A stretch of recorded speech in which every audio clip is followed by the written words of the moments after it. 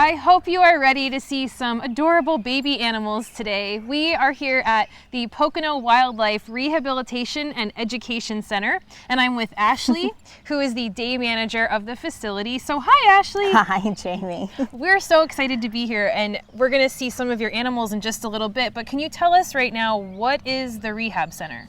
Any wildlife rehabilitation center is when people typically find baby animals, orphaned animals, even sick or injured animals of any species.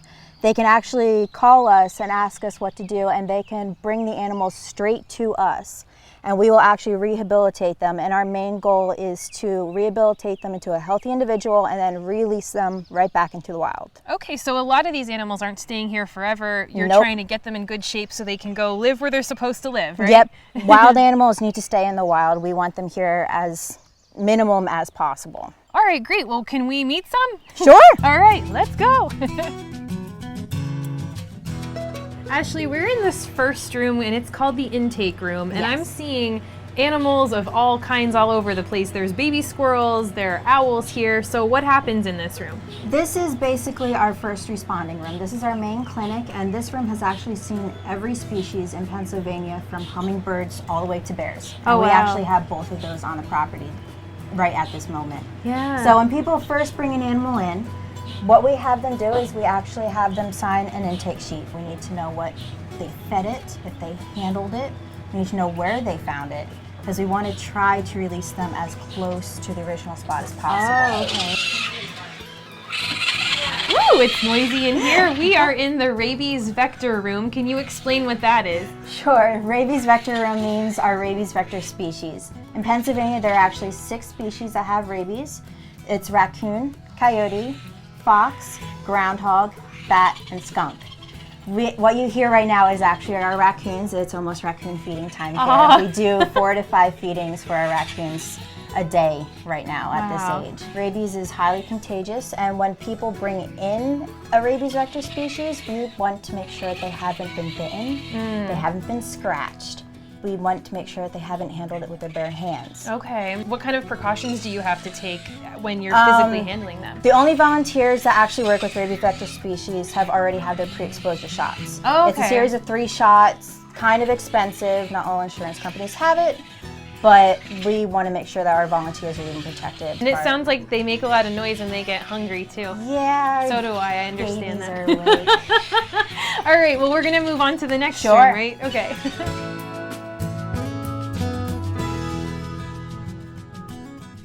Ashley, now we're in this spot that has eagles and owls, so what is going on behind me? Well, all of our animals start in the clinic for their critical care, and then when they are almost ready for release, we actually move them straight to our flight pens. Yeah. This is actually our pre-release flight pens. They work on physical therapy, and then that way we know how well they can fly and how well they can feed themselves before we actually release them straight from these. So how does that work?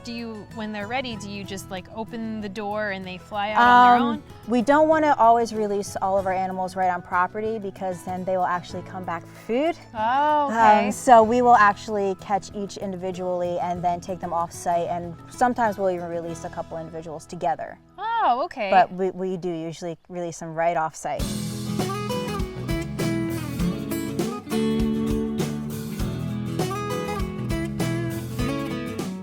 So now we're at the fawn pen, and this is kind of the last phase of where the fawns go before they get released into the wild? Yes. Yeah. Yeah, this is our fawn pre-release cage. We keep it up on top of the hill, away from all of our volunteers, all of our other workers, and the public, so that they learn how to act like fawns and will eventually learn to act like deer.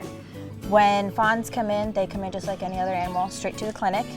Then we move them to a smaller outside cage right outside the clinic, so we can keep track of who's who and how they're doing. So you have a lot right now, right? Yeah, and that's even actually after weeding out all the fawns that did not actually have to come in for rehabilitation. Okay. When people find fawns, they always should call just to make sure that a fawn really needs help. Moms are actually not near their babies during the day.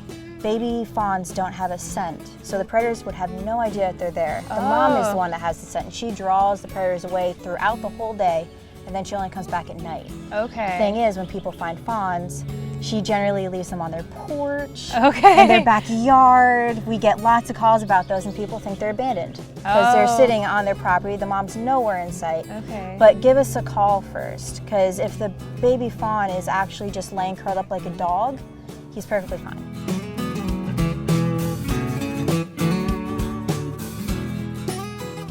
Ashley, thank you so much. We got to see so many neat animals today and learn about them. I learned an awful lot. Good. And I think a lot of people here are gonna have a better idea of what to do if they actually found something, an animal that seems like it needs help. And can you also explain your funding? Because I understand you are donation-based, so donations are very helpful, Yes. right? Every time someone brings in an animal, we ask them for donations. That's how we get any funds for everything that you've seen today. We get funds from our education programs. We can get funds from on-site tours. We are trying to schedule on-site tours with groups of people now, so they can call in advance and we'll schedule a time. Oh, great. And then we are also starting a story time for little groups of children. We will bring a book and then an animal that the book is about. And then we'll generally do arts and crafts and even some games. Well, you can learn more about all of these wonderful programs and how to donate by going to their website, PoconoWildlife.com. Also check out their Facebook page. And these animals are hungry, and so am I. So we're gonna go back and make some food. Thanks again, Ashley. You're welcome.